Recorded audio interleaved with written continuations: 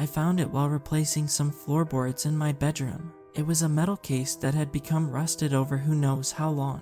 I opened it up, expecting to find some old books, an old map, or whatever. What I found instead were 3 sheets of paper. Each of them were yellow, clearly well worn out by time. The year 1528 was written on the bottom right corner of each of them, which made a ton of sense. 2 of the 3 pages were filled with writing in some language I wasn't fluent in. The 3rd page, however, had writing I could understand. It was a list of calendar dates with names beside them. The earliest one was January 16, 1529, with the name Kingston written beside it. There were dozens of these calendar dates and names on the page, 2 rows of them side by side. I flipped the page over to find there were just as many calendar dates on that side as well. They too were listed in 2 rows. The front side of the page had dates going up to March 16, 1765. The back side had dates going up to January 1, 2029. I was curious as to who these were for. It looked like a randomized list. Whoever wrote these wrote them for a reason, but what was it? The closest day to the present day was April 29, 2023, which, at the time I read it on the paper, was the next day. I didn't think anything of it. It looked totally arbitrary to me. What were the surnames all about? I set the pages back into the box. Then I went on with my business. The next day, or more specifically, earlier today, I was sweeping my kitchen while letting some music play on the TV. As I went on with cleaning, the song that was playing slowed down. At first, I thought it was a glitch. There was no version of that song that suddenly slowed down like that halfway through. The song got abnormally slower and slower until it sounded like animalistic screeching. I turned my attention to the TV. The screech-like noises gave me chills, so I changed the channel to a different music channel. The same screeching was playing on that one too. I texted my friend, Ashley, but she told me they weren't hearing any screeching. I turned the TV off. In the absence of the TV's noise, I heard an ominous hum. It sounded like it was coming from outside. I walked up to the window, but it was too foggy to see anything. As I pondered the source of the noise, a cracking noise came from behind me. I looked back and saw that my TV screen was cracked. Right in the middle of all the cracks was something that confused me. Teeth. There were regular, human-like teeth sticking out of the screen. I heard something shatter behind me. I turned around and saw the ceiling light cover had shattered all over the floor. One of the pieces had a similar set of teeth growing out of it, with veins growing inside the glass, which appeared to be melting. What on this green earth is happening? I whispered to myself. I then heard what sounded like the shattering of the mirror in the bathroom. I was already weirded out by what I had seen so far. I didn't need to use the bathroom, so I wasn't going in there. There was no way I wasn't going to talk to anybody about this. I took a picture of the teeth, then sent it to my friend. A minute later, he responded to me with a string of messages. The same thing is happening to me. They're everywhere. I was just bitten by a shard of a kitchen plate. I'm bleeding right now. They bite. Once that was implied, I went cold. I swept up the shards of glass and dumped them in the trash bin. One of the plates in the cupboard made a sound. Not seeing this stuff happening was unnerving. I opened the cupboard and took the plate. As I set it down on the counter, I took a look at the site. The plate was shattered, with one of the pieces of course being adorned with teeth. This time, red veins were protruding from the piece as the piece melted. Maybe melted isn't the right term. More like it changed material, if that makes sense. The roar of a helicopter went right over the house. After it passed, there was a knock at the door, followed by a woman's voice. "Please answer the door. This is an urgent matter." I answered the door. A woman in a suit stood on my doorstep, holding an FBI badge. A scientific division of the FBI has detected a brash anomaly within this town, and so we will be closing it off. She said, with urgency, "You cannot leave the town without special permission. You will be notified face to face when the quarantine has been lifted." "So, this is about the teeth," I said. "We understand the teeth are concerning, and we will be doing whatever we can to stop them from growing," she said. "I'll definitely be keeping up with the news. We're going to be keeping this investigation, along with the anomaly, under seal, until we've determined it's appropriate to release information about them to the public. Have a good day." She walked away into the fog. I shut the door, thinking about the fact that the government was watching this. A slight pit formed in my stomach, as it occurred to me that this situation was so special, the FBI had to cover it up for a while. Most people wouldn't know about this event for years, considering the FBI only releases information when there's a public interest group or an FOI request remanded by the Justice Department. Where does this anomaly even come from? As I thought to myself, the bag covering the inside of the trash bin began moving until there was this tiny little ripping noise. Then I saw movement in the corner of my eye. It was the plate shard crawling by the sink. Its teeth were moving in a biting motion. A pit formed in my stomach. I reached into the cupboard for a cup to place on the thing like it was a bug, but every single cup had that freaky mouth on it. One of the cups happened to shatter as I was looking. I managed to sweep all that stuff into the garbage and threw it all outside. I threw the TV outside as well. The tickling I felt on the palm of my hand as I carried the TV by its sides didn't make me feel any better. Back inside, I put a cleaner pair of shoes on just in case I would accidentally step on one of those mouth things while walking between rooms. Luckily, my phone was still working and didn't have a mouth. My friend sent me a photo of the inside of the back of his TV. Veins had wrapped around everything and the batteries were bloated. I felt like puking. All of a sudden, everything was turning into a living thing.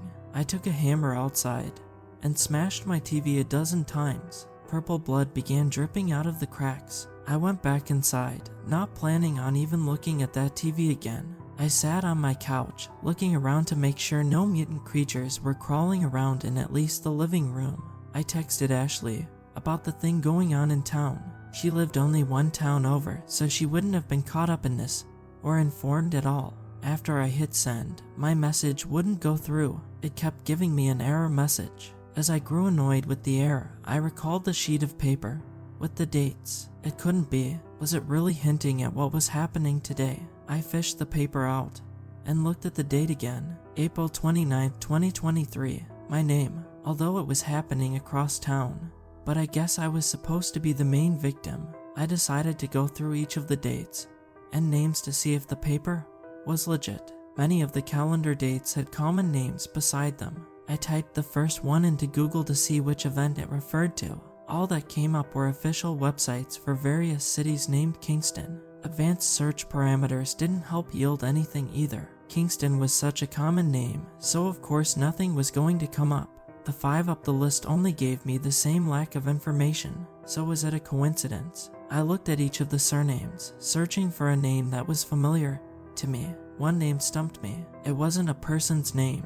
It was the Paris Catacombs. Just those 2 words with the date of September 16, 1788 written beside them. Thing is, the Paris Catacombs weren't named the Catacombs until 1786, so the paper it was written on had to have been written around then rather than in 1529. At first, nothing came up about the Paris Catacombs on that date. There weren't even any legends from 1778. In general, I decided to put the search terms in quotation marks, but nothing came up. I put a website-specific search parameter beside it in the search bar. Nothing. I put that search query in quotation marks. I found something, at the very least. It was a post titled Legends of the Paris Catacombs. The initial post asked for lesser-known legends from the catacombs. It seemed far-fetched since legends always seem to trend and get overblown.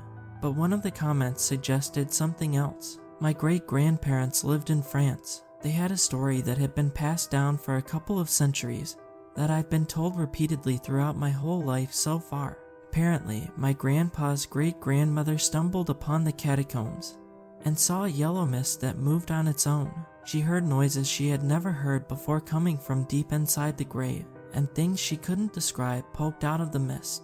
I always thought something like that would have made the news, but apparently nobody talked about it aside from her and 2 others, according to my grandpa. After a few dozen more empty searches, both with and without quotation marks, I came across one dated December 15, 1900. It was named Flannan. Upon Googling it, I came across an event that happened on the date in which 3 lighthouse keepers disappeared off the coast of Scotland. Their disappearance remains a mystery to this day. Apparently, there are lots of articles about this. They're interesting. It turns out the cause really did seem unknown. Did it really just fly under the radar? Did some creepy thing just happen and nobody knew about it? Someone could have died and nobody would ever be able to find them again, and they wouldn't know why.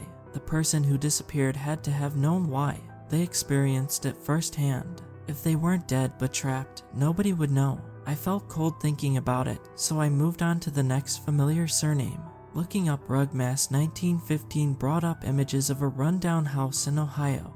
The origin of the house was unknown, but over the years, it was subjected to easily disprovable legends and accusations of paranormal activity. Between the 1850s and the 1910s, the property was owned by the Rugg family. That was the time most of the paranormal stuff was alleged to have occurred. I couldn't find anything about what supposedly happened there on March 10, 1915. In fact, there was a general lack of verifiable information about anything that went on there. Looking up November 24, 1974 Ackley Paranormal yielded results about a court case, one involving a house in New York that was ruled legally haunted by the New York Supreme Court back in 1991. The owner of a house that had a reputation of being haunted by ghosts had to admit to such a thing when selling the house. I couldn't find anything about what supposedly happened on November 24, 1974. I emailed both the owners and the previous owners of the house, asking them if they knew what happened at the house on that day. One of them, I'm not going to say who for privacy, got back to me.